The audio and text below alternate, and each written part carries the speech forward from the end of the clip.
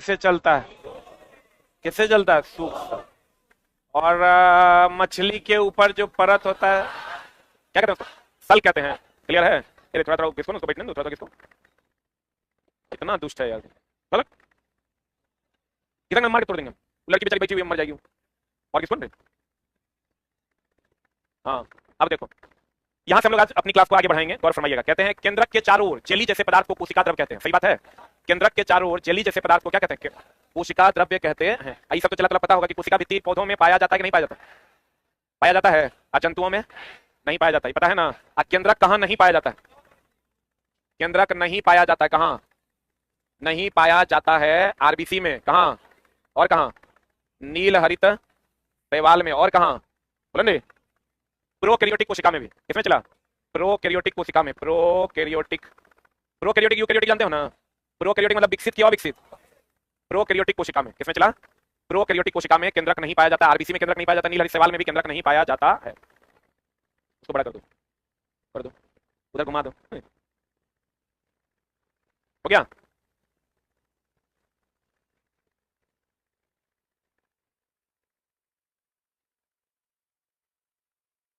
अरे हुआ? अगले पॉइंट की ओर चलते हैं। कहते हैं जल एवं खनिज वाहिकाओं द्वारा पत्ती तक पहुंचता है। इचला कभी कभी वाहिका देता है, कभी कभी वाहनिका दे देता है।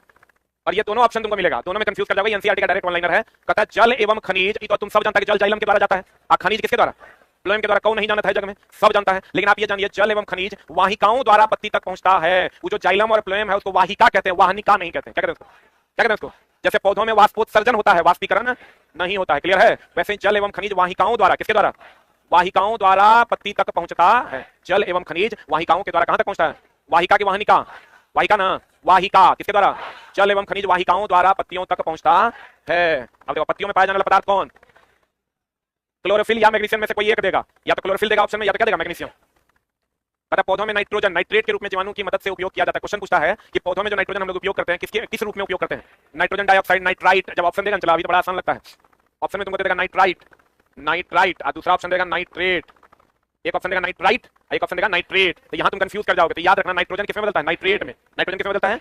पौधों में नाइट्रोजन नाइट्रेट में बदलता है। किसमें बदलता है? वाष्पीकरण होता है कि वाष्पोत्सर्जन? वाष्पोत्सर्जन। वाहिका की वाहनिका? बोलेंगे ये सब चला, जितना डाउट फाउट है ना, कचरा फचरा, सब साफ हो जाएगा। जब क्वेश्चन आता है तो क्वेश्चन बताइए पौधों में नाइट्रोजन किस रूप में उपयोग किया जाता है? तो पौधों में नाइट्रोजन नाइट्रेट के रूप में उपयोग करते हैं। किसके रूप में? नाइट्रेट के रूप में जीवाणु की मदद से उपयोग करते हैं। किसकी मदद से? किसकी मदद से? अब यहाँ देखो, नाइट्रोजन का स्थिरीकरण कहते हैं इसको। क्या कहते हैं इसको? अब नाइट्रोजन का स्थिरीकरण दो प्रकार का होता है। एक होता है मिट्टी में, कहाँ होता है? मिट्टी में, एजेटोबैक्टर के द्वारा। और एक होता है दलहनी पौधों की गांठ में, राइजोबियम के द्वारा। ये जो अगर हम कहें इसको, अगर अलग लाइन हम कहें तो नाइट्रोजन का स्थिरीकरण दो प्रकार का। नाइट्रोजन का स्थिरीकरण कितने प्रकार का? नाइट्रोजन का स्थिरीकरण चला दो प्रकार का। दो प्रकार का, एक है एजेटोबैक्टर के द्वारा, एजेटोबैक्टर के द्वारा, और दूसरा किसके द्वारा? एजेटोबैक्टर के द्वारा, और दूसरा किसके द्वारा? राइजोबियम के द्वारा। इसके द्वारा होता है दलहनी पौधों की, दलहनी पौधों की गांठ में। किसमें चला? गांठ में। इसमें एजेटोबैक्टर होता है किसमें? नाइट्रोजन का स्थिरीकरण करता है किसमें? मिट्टी में। कहां करता है चला? तो मिट्टी में। बताओ मुक्त रूप से करेगा कि संयुक्त रूप से?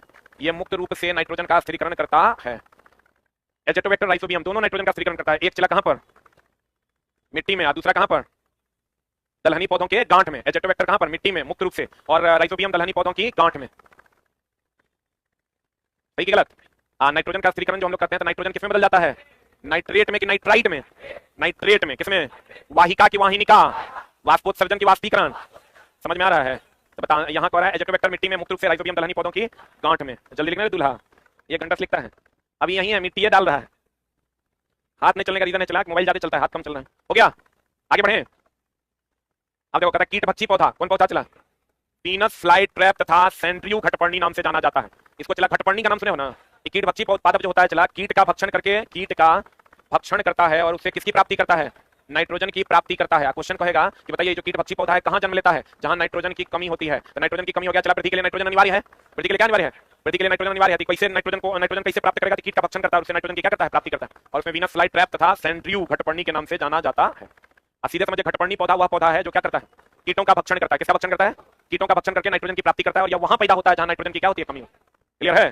बोलेंगे हाथे नहीं चलता। तो इतनी बढ़िया वाला पन्ना लेकर लिखो यार। अच्छा, रफ रफ ऐसे कर रहा है, लगता है डॉक्टर है तुम।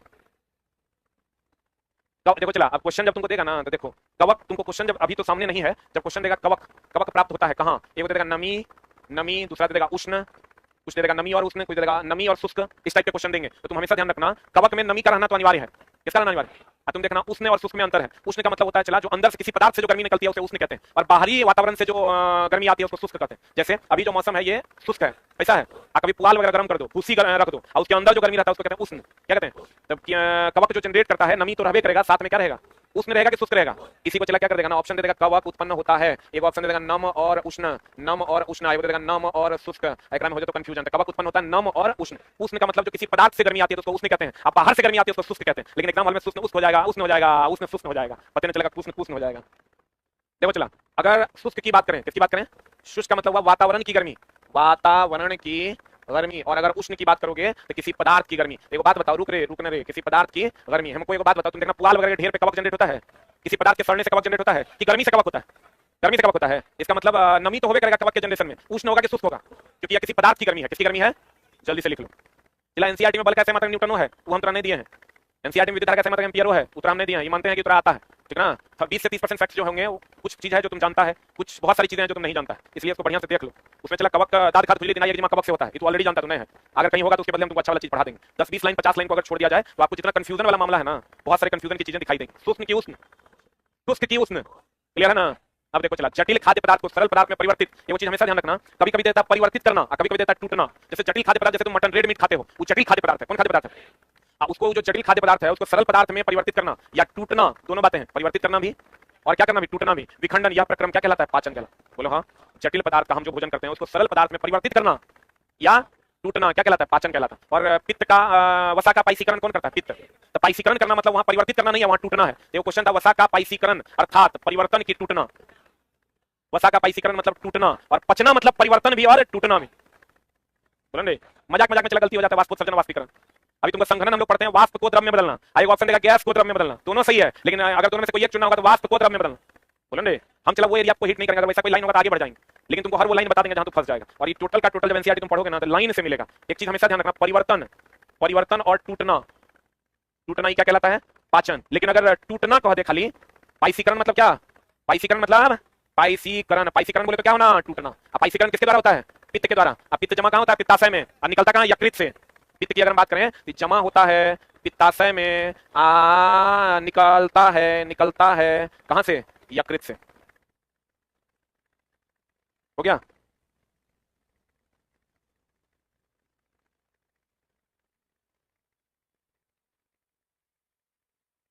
हो गया? बढ़े। पित्त जमा कहां होता है? पित्ताशय में, और निकलता कहां से है? यकृत से। बढ़े। कितना स्लो हाथ चलता है, हैंडराइटिंग का तो तुम मम्मी डैडी के लिए। हो गया? And the next one is Madhu. अब देखो चला, एक होता है हमिंग बर्ड का नाम सुना है ना? हम लोग क्या कहते हैं कि मधुमक्खी जो है वो मकरंद से अपना भोजन प्राप्त करता है। मकरंद कहां होता है? फूल में। कहां होता है?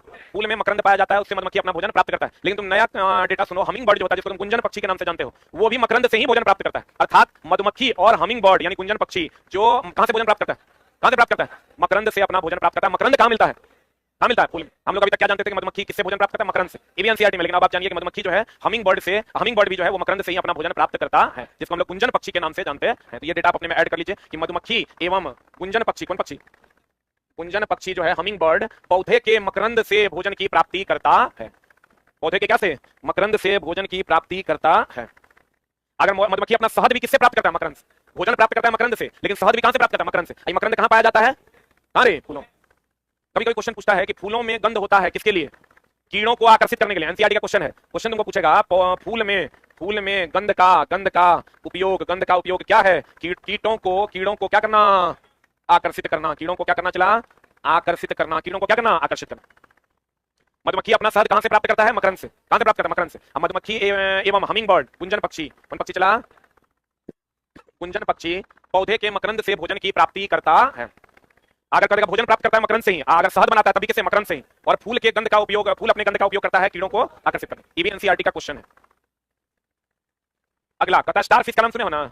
ये स्टार फिश है। स्टार फिश एक ऐसा जीव है जो अपना भोजन अपने आमाशय से बाहर निकाल कर ग्रहण करता है। दो बात पूछेगा ग्राम में। एक होता है स्टार फिश, क्या करते हैं? हम लोग भोजन लेते हैं ना, हम लोग क्या करते हैं? आमाशय में लेते हैं, आमाशय से छोटी आंत में जाता है, छोटी आंत से बड़ी आंत में जाता है, बड़ी आंत से होते हुए बाहर निकलता है। बोलो नहीं, हम लोग जो लेते हैं चला, हम लोग मनुष्य कैसे भोजन करता है?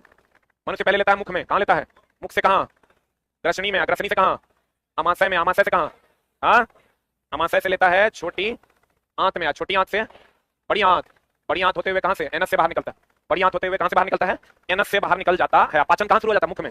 पाचन कहां शुरू होता है, आप भोजन रस का अवशोषण छोटी आंत में, कहां, आप बड़ी आंत में पानी का अवशोषण, किसका अवशोषण, पानी का अवशोषण होता है। संपूर्ण पाचन कहां होता है, छोटी आंत में। अब क्वेश्चन है कि ऐसा दो बात तरह पूछेगा, ऐसा कौन है जो पहले सड़ा कर अपना भोजन करता है, कवक पहले सड़ाएगा और तब भोजन अवशोषित करेगा, क्योंकि कवक लिक्विड फॉर्म में भोजन अवशोषित करता है। तो तुम देखना ब्रेड देख लो, ब्रेड ब्रेड में पहले वो सड़ता है और तब समाप्त होता है, क्योंकि सड़ने के बाद कवक उस पर लगता है, लगने के बाद उसका भोजन उसको लिक्विड फॉर्म में ग्रहण करता है। नहीं देखा ब्रेड बहुत दिन तक रहेगा, काला काला होगा। आपको दूसरे को बात पूछेगा, कौन सा ऐसा जीव है जो अमाशय में, जैसे हम लोग अभी अमाशय में भोजन ले लिए तो फिर चला उसको निकालते हैं, तो स्टार फिश अमाशय में भोजन लेने के बाद बाहर निकालकर फिर ग्रहण करता है, कहां निकालकर, बाहर निकालकर। और कवक जो है पहले भोजन को सड़ाता है और तब ग्रहण करता है। बोलो हाँ। तो इसमें हम एक लाइन और लिख सकते हैं कि कवक जो है भोजन सड़ाता है, भोजन क्या करता है, सड़ाता है और तब ग्रहण करता है, और तब ग्रहण करता, तब क्या करता है, ग्रहण करता है।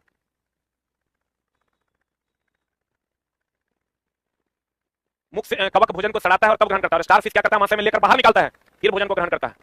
लाल रस नहीं, लाल रस, लाल रस मंड को शर्करा में परिवर्तित करता है। किसको किसमें करता है, मंड को शर्करा में परिवर्तित कर देता है। किसके द्वारा, एंजाइम के द्वारा। एमाइलेज का नाम सुने हो ना, किस एंजाइम के द्वारा, एमाइलेज एंजाइम के द्वारा। अब देखो चला, ऐसी कौन सी ग्रंथि है जहां से पसीना नहीं निकलता, होंठ। पता अमाशय की आंतरिक परत, देखो चला, ये अमाशय जो है इसका जो आंतरिक परत होता है ये श्लेष्मा झिल्ली से बना होता है। किससे बना होता है, जो इसकी सुरक्षा करता है, जो इसकी क्या करता है, पता है अमाशय की आंतरिक परत की सुरक्षा किस झिल्ली के द्वारा होती है, श्लेष्मा झिल्ली के द्वारा होती है। अमाशय के आंतरिक परत की सुरक्षा किस झिल्ली के द्वारा होती है। चला क्वेश्चन कभी पूछता है, अग्नाशय किस रंग का होता है, हल्का पीले रंग का, किस रंग का, पता है अग्नाशय हल्के पीले रंग की एक ग्रंथि है जो अमाशय के ठीक नीचे स्थित होता है। अग्नाशय का इंग्लिश क्या होता है, ये देखो यहाँ, ये आपका अमाशय हो गया, अरे जिसको स्टोमक कहते हैं, स्टोमक के नीचे देखिए ये पेनक्रियास है, ये किस रंग का है, किस रंग का है। क्वेश्चन पूछता नीला, पीलन रे, जो तो देखियो नहीं रहा है रे। देखो ये सब का रंग तुमको नहीं पूछेगा, लेकिन अमाशय पेनक्रियास का रंग जो है, अग्नाशय का रंग, अग्नाशय के बीटा सेल से इंसुलिन हार्मोन निकलता है। तुमको क्वेश्चन पूछेगा कोई अमाशय के ठीक नीचे होता है, छोटी आंत बड़ी आंत के ऊपर होता है, बोले नहीं करें। हमारा जो चला, अगर हम भोजन की बात करें तो आप गौर से देखो, यहाँ पर ये हम लोग जो भोजन करते हैं कहाँ जाता है, स्टोमक में। स्टोमक से जाता है कहाँ, छोटी आंत में। छोटी आंत से कहाँ जाता है, बड़ी आंत। बड़ी आंत से एनस होते हुए बाहर निकलता है। ये अमाशय के नीचे और छोटी बड़ी आंत के ऊपर, यही बीच में पीले रंग का जो होता है उसी को हम पेनक्रियास या क्या कहते हैं, अग्नाशय। आपको क्वेश्चन पूछेगा अग्नाशय का रंग कैसा होता है, पीला। और ये तो सबको पता है, अग्नाशय के बीटा सेल से इंसुलिन का स्रवण होता है, अग्नाशय के बीटा सेल से इंसुलिन का स्रवण होता है। बताओ अमाशय के ठीक नीचे है, स्टोमक बोले तो अमाशय, अमाशय के ठीक नीचे पाया जाता। अब बताओ कभी कभी प्रोस्टेट ग्लैंड के बारे में पूछता है, प्रोस्टेट ग्लैंड का नाम सुना है, कहाँ पाया जाता है, कहाँ पाया जाता है, प्रोस्टेट ग्लैंड मेल में पाया जाता है और टेस्टिस के ऊपर पाया जाता है। बोलो अब प्रोस्टेट ग्लैंड का काम है स्पर्म को क्या करना, सफेद करना, क्या करना, सफेद करना। कहता है प्रथम बार ब्यूमॉन्ड ने देखा कि अमाशय भोजन का क्या कर रहा है, मंथन कर रहा था। प्रथम बार किसने देखा था, ब्यूमॉन्ड। ये सब क्वेश्चन जब चलाएगा ना तो लड़का का आउट ऑफ सिलेबस हो जाए, आउट ऑफ सिलेबस नहीं, एनसीईआरटी का लाइन है, एनसीईआरटी का चला डायरेक्ट लाइन है कि प्रथम बार ब्यूमॉन्ड ने देखा कि अमाशय भोजन का क्या कर रहा है, मंथन कर। ये पिछले बार एलडीसी में पूछा, ये किसी किताब में मिला नहीं, हमको लगता है लुसेंट में नहीं है। ये क्वेश्चन चला पूछ दिया था कि प्रथम बार ब्यूमॉन्ड ने देखा कि अमाशय भोजन का क्या कर रहा है, मंथन कर। किसने देखा था, अमाशय भोजन का क्या कर रहा है, मंथन। ये तो सब जानता है। चला यहाँ जो हम देते हैं, अमाशय में कौन सी पाया जाता है, अमाशय में पाया जाता है HCl। ये हमेशा ध्यान रखिएगा। चला HCl का काम है भोजन को तोड़ देना, क्या करना, तो तोड़ेंगे तो यहाँ मंथन होगा ना, तब ना छोटी आंत में जाएगा। हम जैसे रसगुल्ला खाते हैं, रसगुल्ले चल जाए सीधे छोटी आंत में फंस जाएगा। अरे कभी बकरी का छोटी आंत देखे हो, वो पतला पतला पाइप टाइप का नहीं रहता है रे, आप समझो कि डायरेक्ट इसीलिए बड़ा बनाया जाता है। रसगुल्ला, मटन, चिकन सब यहाँ आएगा, और यहाँ जो हाइड्रोक्लोरिक एसिड है वो इसको क्या करेगा, मथेगा, क्या करेगा, मथेगा मतलब तोड़ेगा, अर्थात परिवर्तित करेगा, तोड़ेगा या परिवर्तित करेगा, तब ये जाएगा कहां पर, छोटी आंत में। तब उसके जरूरी रसों को क्या कर लिया जाएगा, विली के द्वारा अवशोषित कर लिया जाएगा, तब वहां जाएगा बड़ी आंत में, बड़ी आंत में उसका पानी अवशोषित करके सूखा सूखा निकाल देगा। कहते हैं ये बात पहली बार किसने देखा था, ब्यूमॉन्ड ने। किसने देखा था, ब्यूमॉन्ड ने देखा था कि अमाशय भोजन का क्या कर रहा है, मंथन कर रहा है। जो सीधा हम ग्रसनी से अमाशय में लाते हैं, ये भोजन का क्या करता है, मंथन करता है। कभी कभी ये क्वेश्चन और पूछता है, एनसीईआरटी का ही है, जो हम लोग भोजन करते हैं वो मांसपेशियों के संकुचन के कारण हमारे अंदर तक जा पाता है। किसके कारण, संकुचन के कारण। कहता है क्षुद्रांत, क्षुद्रांत मतलब छोटी आंत। देखो यही है चला क्षुद्रांत, छोटी आंत। छोटी आंत में ये देखो नली जैसी संरचना, उंगली जैसी संरचना। ये जो उंगली जैसी संरचना इसी को विली कहते हैं। क्या कहते हैं इसको, ये चला एक पाइप है, ये जो देख रहे हो ना, ये एक पाइप है, ये छोटी आंत का पाइप है। अच्छा चला बकरी उकरी कभी छोड़ो रहने दो, बहुत लोग शाकाहारी लोग हैं, नहीं छोड़ा, ये देखने की जरूरत है, पढ़ लो काम हो जाएगा। कहते हैं बहुत लोग तो करने लगते हैं। ये जो चला छोटी आंत है, इसमें ये विली जैसी जो संरचना तुम देख रहे हो, इसको विली कहते हैं। क्या कहते हैं इसको, ये भोजन रस का अवशोषण करता है। किसका अवशोषण करता है, और ये छोटी आंत में पाया जाता है। इस बार का सबसे हाईलाइटेड क्वेश्चन था विली। इस बार रेलवे का सबसे हाईलाइटेड क्वेश्चन क्या था, विली। विली और एल्वियोली दो महा भी आई था। कहते हैं क्षुद्रांत यानी छोटी आंत की आंतरिक भित्ति में उंगली के समान संरचना होती है। क्या होती है ये, जिससे पचित भोजन का अवशोषण होता है। पचित भोजन का, पचित हो जाता है, टूट तो जाता है अमाशय में, पचित भोजन का अवशोषण होता है। इसे दीर्घरोम, रसांकुर अथवा विली भी कहते हैं। अब चला थोड़ा ऑप्शन में, विली इंग्लिश वर्ड है, दीर्घरोम भी इसको कहते हैं, और इसको क्या कहते हैं, रसांकुर भी कहते हैं। तो चला हम लोग पढ़ते हैं विली, अब ये जानिए आप इसको क्या कहते हैं, रसांकुर, या इसको हम लोग दीर्घरोम भी कहते हैं। इसी का इंग्लिश वर्ड है विली। इंग्लिश वर्ड क्या है, विली। तो कहते हैं उंगली जैसी जो संरचना उसको दीर्घरोम कहते हैं, या उसको रसांकुर कहते हैं, या उसको क्या कहते हैं, विली कहते हैं। दीर्घरोम रसांकुर विली, दीर्घरोम रसांकुर विली, दीर्घरोम रसांकुर विली, दीर्घरोम रसांकुर विली, दीर्घरोम रसांकुर विली। इसका काम क्या है, भोजन रस को अवशोषित करना। इसका काम क्या चला, भोजन रस को अवशोषित करना। क्लियर है। अवशोषित पदार्थ का स्थानांतरण किसके द्वारा होता है, रुधिर वाहिकाओं का। जो विली अवशोषित करता है उसका स्थानांतरण किसके द्वारा होता है, रुधिर वाहिकाओं के, वाहिकाओं के द्वारा, वाहिकाओं के द्वारा, वाहिकाओं के द्वारा। अवशोषित पदार्थ को जटिल पदार्थ में चेंज होना क्या कहलाता है, स्वांगीकरण कहलाता है। क्या कहलाता है, चला अवशोषित पदार्थ को जटिल पदार्थ में बदलना स्वांगीकरण कहलाता है। शाकाहारी के आमाशय में रुमेन होता है, क्या होता है चला, जो 4 चैम्बर में बटा होता है या भोजन का प्राथमिक संग्राहक होता है। जैसे चला हमने कहा छोटी आंत में क्या होता है, विली, जो भोजन रस का क्या करता है, अवशोषण। वैसे ही शाकाहारी के आमाशय में किसमें क्या पाया जाता है, रुमेन, जो कितने 4 चैम्बर में बटा होता है, जो 4 चैम्बर में बटा होता है, यही है चला रुमेन, जो 4 चैम्बर में बटा होता है, जो प्राथमिक संग्रह करता है। अच्छा चला एक बात बताओ, तुमको ये भी क्वेश्चन पूछेगा कि भोजन का प्राथमिक संग्रह कौन करता है, आमाशय, भोजन का प्राथमिक संग्रह कौन करता है, आमाशय। लेकिन अगर कह देगा कि शाकाहारी के आमाशय में अगर आमाशय नहीं रहेगा तो आमाशय कहीं भाग है रुमेन, आमाशय कहीं भाग क्या है, रुमेन, तो हम कहेंगे कि भोजन का प्राथमिक संग्रह कौन करता है, रुमेन। अंतिम उत्सर्जक कौन करता है, बढ़िया, कौन, समझ में आ रहा है, लिख लो, भोजन का प्राथमिक संग्रह, प्राथमिक संग्रह आमाशय या ब्रैकेट में लिख लो क्या, रुमेन करता है। ये क्लास 6:20 से स्टार्ट होती है, जब तक मेरा दिल करता है हम पढ़ा देते हैं। हो गया, पता चला। खाना जो हम लोग खाते हैं ग्रसनी के बाद कहां जाता है, आमाशय में, कहां जाता है, आमाशय में जाता है। तो आमाशय में ये भाग कौन है, रुमेन। देखो तो विली हो गया, विली हुआ, विली हो गया, एल्वियोली हो गया, रुमेन हो गया। विली होता है छोटी आंत में, एल्वियोली होता है फेफड़ा में, और रुमेन होता है आमाशय में। रुमेन कहां होता है, आमाशय। अमीबा जलाशय में पाया जाने वाला, बताओ ये कोशिका जीव है कि द्विकोशिकीय। अब बताओ अमीबा यूकैरियोटिक है कि प्रोकैरियोटिक, अमीबा यूकैरियोटिक है। अमीबा क्या है, यूकैरियोटिक मतलब विकसित क्यों, विकसित, विकसित। अमीबा जो है ये यूकैरियोटिक है, क्या है चला, यूकैरियोटिक है। अमीबा क्या है, यूकैरियोटिक है। चला अभी तुम्हारा 6-7 चल रहा है तो थोड़ा सा लेवल तुमको कम मिलेगा, वैसे कम क्या मिलेगा, सब उल्टे पुल्टा लाइन। और आगे जब जैसे जैसे तुम बढ़ोगे तुमको लेवल थोड़ा सा टफ मिलेगा, बढ़े। अब अमीबा के चलने वाले पदार्थ कृत्रिम पांव कहलाते हैं, कौन पांव कहलाते हैं। और अमीबा अपना भोजन खाद्य धानी के द्वारा अंतर ग्रहण करता, किसके द्वारा, कार्बोहाइड्रेट का पाचन कहां से होता है, क्लियर है ना। ये सब लाइन चला डायरेक्ट एनसीईआरटी में आपको पता होगा। कार्बोहाइड्रेट का पाचन सीधा कहां से होता है, मुख से, कहां से, अब मुख में कौन सा एंजाइम पाया जाता है, टाइलिन और एमाइलेज। लिख लो, मुख में जो एंजाइम है वो है टाइलिन और कौन चला, एमाइलेज। मुख में जो एंजाइम है वो है टाइलिन और कौन, एमाइलेज। मुख में पाया जाने वाला एंजाइम है टाइलिन और क्या, एमाइलेज। अरे दुष्ट छोटा है, जिन लोगों का टेक्नीशियन का बैच है उसको 2 दिन के लिए एक्सटेंड कर दिया गया है, सोमवार से स्टार्ट होगा। क्लासरूम की दिक्कत है, क्लासरूम खाली नहीं है।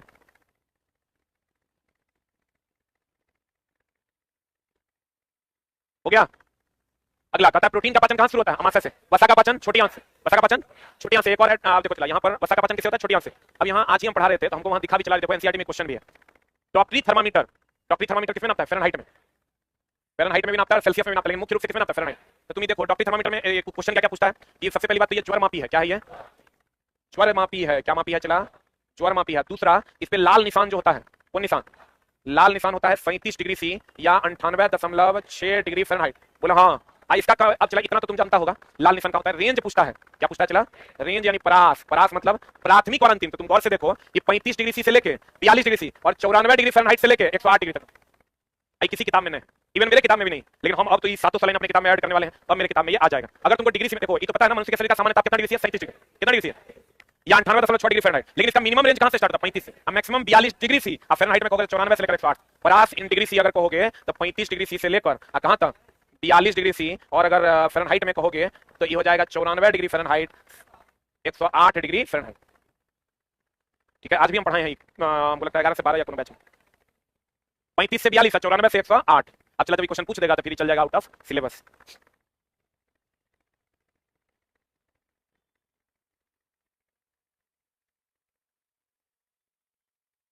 हो गया, अरे हुआ। बीपीएससी टीचर के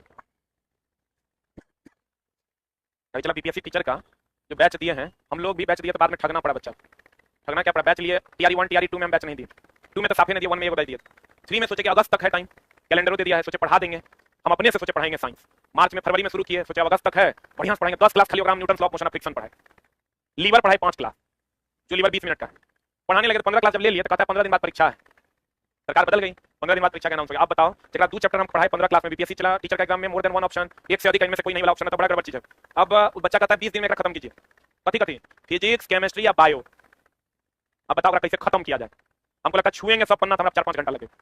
अब कहता है 12-14 घंटा में खत्म कर, तो सब खत्म किया हम। लेकिन हमारा ऐसा लग रहा है चला कि मेरे पढ़ाने से हम तो पढ़ा दिए, आनी मुनी हमने जानी, खाली हाईलाइट करवा दिया, बच्चा वो हमें खुश है। लेकिन ये तैयारी का तरीका नहीं। अगर इसमें बच्चों को टाइम मिल जाता 3-4-5 महीना का, बच्चे अच्छे से तैयारी करते तब वो टीचर बनते थे, वो अलग मामला था। अभी बताओ टीचर बनेगा की पढ़ाएगा।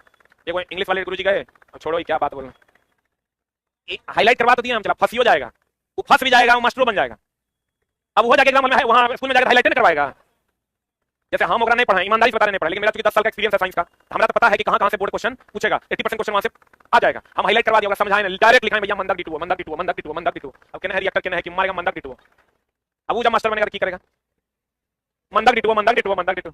ये चला, ये बहुत बड़ा समस्या है और हम एकदम, हमको अंदर से पहली बार मेरे जीवन में अगर सबसे ज्यादा हमको अंदर से ग्लानि महसूस हुआ तो टीआरई 3.0 का बैच देख। लेकिन उसमें मेरी कोई गलती नहीं है, लेकिन चला कभी भी रात में उठते हैं तो हमको याद आता है कि हम बच्चा से पैसा लिया और उसको पढ़ाई नहीं। हम अंदर से ग्लानि महसूस, सब बच्चा को बोले मैं जो भी बच्चा मेरे पास पढ़ा है तुम फिर से टीआरई 4.0 के लिए वही फीस में पढ़ लो, उतने फीस में। हालांकि फीस भी बहुत ज्यादा नहीं लेते, 31 टका लिए। 51 समय हम साइंस पढ़ाते हैं अकेले, 31 समय का पेपर दिया जिसमें 15 का था, रीजनिंग था, मैथ था। तो कहने का मतलब ये हुआ कि सही टीचर बनाने के लिए आपको 1 साल उस टीचर को ट्रेन करना होगा। तुम लोग सीख रहा, चला कितना मेहनत लग रहा है, नहीं लग रहा है? एक आपसे बताओ, सब बच्चा जानता है 37 डिग्री से 37 डिग्री से 37 डिग्री से। अब क्वेश्चन कहेगा तुमको बताओ रेंज क्या है, 35 से 42 तक, 94 से 108, सही है ना? कहीं कहीं पर 98.6 भी देता है, कहीं कहीं 98.4 भी देता है। इसका ध्यान रखना, तुमको दोनों दे दिया नहीं देगा, तो ये देगा या तो 98.6 डिग्री फ़ारेनहाइट देगा, ये मनुष्य के शरीर का सामान्य तापमान भी है, और यहीं पर लाल निशान भी लगा हुआ होता। ये चीज हमेशा ध्यान रखना, जब भी थर्मामीटर से नापना हो तो वर्टिकल स्टेज में नापना, सुला के लोग बैठलो बैठल लगा लेता है, जबकि थर्मामीटर लगाने का तरीका है थर्मामीटर खड़ी अवस्था में होना चाहिए। तो क्वेश्चन आएगा थर्मामीटर, वही पहली पूछो को लगा दी थर्मामीटर, आप कहेगा बताओ थर्मामीटर बैठा के लगाना चाहिए सुला के? थर्मामीटर की सही माप के लिए कैसा रखा जाता है ऊर्ध्वाधर, कैसा रखा जाता है? चलिए ऊर्ध्वाधर रहेगा तब ना चढ़ेगा, आई ऐसा रहेगा कि चढ़ेगा कैसे? क्योंकि इसका ग्रेविटेशनल फोर्स तो नीचे की तरफ लगेगा, तो चढ़ने नहीं देगा। जब भी थर्मामीटर का उपयोग करें कैसे? खड़ी अवस्था। अब देखो मेरे किताब में ही जाओगे तो मेरे किताब में हम लिख दिए मनुष्य के शरीर का सामान्य तापमान 37 डिग्री सी है, जिसका फ़ारेनहाइट में 98.6 डिग्री फ़ारेनहाइट है। अब हम अपने किताब में ऐड करेंगे थर्मामीटर की सही माप किस अवस्था में रखी जाएगी, ऊर्ध्वाधर में रखा जाएगा। उसका रेंज क्या होगा, 35 से 42 या 94 से 108, ये ऑलरेडी किताब में है। अब देखो वह प्रक्रम, देखो एक बात तो पता होगा चला, ये होता है क्वेश्चन बड़ा अटपट तरीके से देता है। जब क्वेश्चन बनाओगे तो पता चलेगा अणुओं के संगठन के कारण, अणुओं का संगठन का मतलब होता है आणविक गति, वर्ड बदल देगा, मामला गड़बड़ा देगा। एक होता है ऊष्मा संचरण की विधि है, और फरमाइएगा ऊष्मा संचरण की विधि है कौन कौन? चालन, हम दुए के ऊपर बात करते हैं, चालन पर आएगा, संवहन पर। विकिरण तो सब जानता है, सूर्य की ऊष्मा का पृथ्वी तक पहुंचना, बोलवे नहीं करेगा। तो चालन की अगर हम बात करें, किसकी बात करें चला? चालन, ऊष्मा संचरण की दो विधि है, चालन समान, तीसरा भी है विकिरण। चालन हो गया चला लोहा का गर्म करना, किसका गर्म करना? लोहा का गर्म करना, एक दूसरे को दूसरा, तीसरे को तीसरा, चौथे को चौथा, पांचवें को पांचवा, छठे को। बोलो हाँ। ऊष्मा संचरण की दूसरी विधि है जब हम लोग पानी को गर्म करते हैं, किसको गर्म करते हैं? पानी को गर्म करते हैं। एक अणु दूसरे अणु को, दूसरा अणु तीसरे अणु को, तीसरा अणु चौथे अणु को गर्म करता है, ये अणु ऊपर जाता है। देखो बढ़िया से, इसमें आणविक गति नहीं होती है। आणविक गति होती है क्या? आणविक गति नहीं होती है, एक दूसरे को गर्म करता है, दूसरा तीसरे को, इसमें ये अणु ऊपर जाता है। इसको कभी कभी हम कहते हैं इसमें आणविक गति होता है, उसके कारण ऊष्मा का संचरण, इसी को कहते हैं आणविक संगठन। इसमें वर्ड बदल देता है, इसको कहते हैं चला हम लोग आणविक संगठन के कारण ऊष्मा का संचरण होता है। किसमें? संवहन में। इसको चला अस्थिति से घेर लो, आणविक संगठन के कारण ऊष्मा का संचरण होता है। किस विधि द्वारा? संवहन विधि द्वारा। आणविक संगठन के द्वारा ऊष्मा का संचरण होता है, कौन विधि द्वारा? संवहन विधि द्वारा। आणविक संगठन, संगठन का मतलब यहाँ ट्रांसमिशन है, संगठन का मतलब क्या है? ट्रांसमिशन है। हाँ हेलो,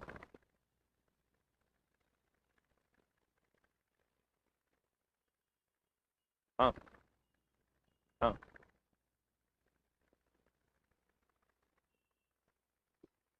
आणविक संगठन, आणविक संगठन मतलब अणुओं का क्या? ट्रांसमिशन। बोलेंगे तो कहता है चला, लिख लिया, लिखा कि नहीं? लिख लिए? अरे लिखे। आणविक संगठन मतलब अणुओं का क्या? ट्रांसमिशन। कहता है वह प्रक्रम जिसमें ऊष्मा किसी वस्तु के गर्म सिरे से ठंडे सिरे की ओर स्थानांतरित होता है, क्या कहलाता है? चालन। कहता है अणुओं के द्वारा ऊष्मा का स्थानांतरण चालन कहलाता है, तथा अणुओं की गति के कारण ऊष्मा का स्थानांतरण क्या कहलाता है? क्या कहलाता है? संवहन। इसी को अणुओं की गति को आणविक संगठन या आणविक ट्रांसमिशन कहते हैं। आणविक ट्रांसमिशन चालन की संवहन क्या? संवहन कहलाता है। एसिड शब्द की उत्पत्ति लेटिन शब्द कहां से हुआ है? एसिड से हुआ है। और कभी कभी चला जो देता है ना पीएच का नाम सुने हो? पीएच में पी का मतलब होता है पोटेंज, लिख लो पोटेंज। एच बोले तो हाइड्रोजन, इसको हम लोग पोटेंज ऑफ हाइड्रोजन कहते हैं। क्या कहते हैं इसको? पोटेंज ऑफ हाइड्रोजन कहते हैं। पीएच बोले तो पोटेंज ऑफ हाइड्रोजन। अगर पोटेंज नहीं रहेगा तो सेकंड ऑप्शन मारना पावर ऑफ हाइड्रोजन। लेकिन पी कहेगा किस लेटिन शब्द से आया है तो कहेंगे क्या? पोटेंज। एसिड कहां से आया है? एसिड से। एसिड कहां से आया है? आप कहेगा केमिस्ट्री किस शब्द से आया है? केमी से। केमिस्ट्री जो है किससे आया है? केमी नाम की मिट्टी से आया। हेलो सर, मुझे मेरे एक्स के बारे में पूछना था कि मैं ही उसके बारे में सोचती रहती हूँ या वो भी मेरे बारे में सोचता है। दीपिका जी, आपकी कुंडली में शुक्र की स्थिति देखकर ये पता चलता है कि आपका सेकंड रिलेशनशिप था और आप लोग 3 साल से साथ थे। आपको लगता है कि उनकी लाइफ में कोई और आ गया है, बट ऐसा नहीं है। वो अभी तक मूव ऑन नहीं कर पाए हैं। बहुत पॉजिटिव एनर्जी है उनकी आपके लिए। आपको कुछ नहीं करना है, आप सिर्फ इंतज़ार कीजिए, वो खुद से आपको अप्रोच करेंगे। अगर आप भी अपनी एक्स या अपने रिलेशनशिप के बारे में कुछ भी पूछना चाहते हैं तो आप मुझसे कनेक्ट कर सकते हैं एस्ट्रोटॉक ऐप पर। Your first chat is free.